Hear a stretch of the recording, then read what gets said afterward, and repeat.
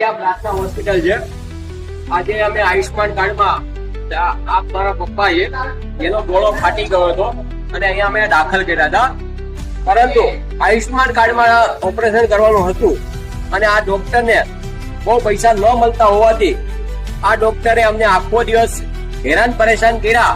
રિપોર્ટો બધા કાઢ્યા અને અત્યારે એવું કહે છે કે આમાં શાંતિ રાખો ભાઈ.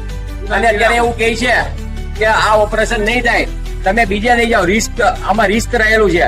અમે બધા જ રિસ્કમાં સહી કરવા માટે અમે લોકો રેડી હતા કે કઈ પણ રિસ્ક થાય તો એ અમારા ઉપર છે. છતાં પણ આ ડોક્ટર એની મનમાની કરી અને રજા આપી દીધી. અમારે રજા લેવી નહોતી, છતાં પણ પરાણે રજા આપે છે અને પોતે એવું કહે છે કે અમે રિસ્ક ન લઈએ તો હોસ્પિટલ શું કામ ખોલીને બેઠા હશે?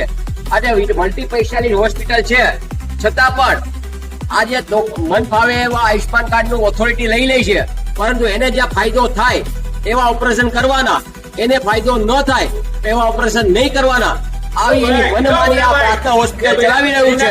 તો સરકારને અમારી નમ્ર વિનંતી છે કે આયુષ્માન કાર્ડ બંધ કરાવો, આવા આયુષ્માન કાર્ડ બીજા પેશન્ટો હેરાન ન થાય અને નાના માણસો બિચારા હેરાન પરેશાન ન થાય એવી નમ્ર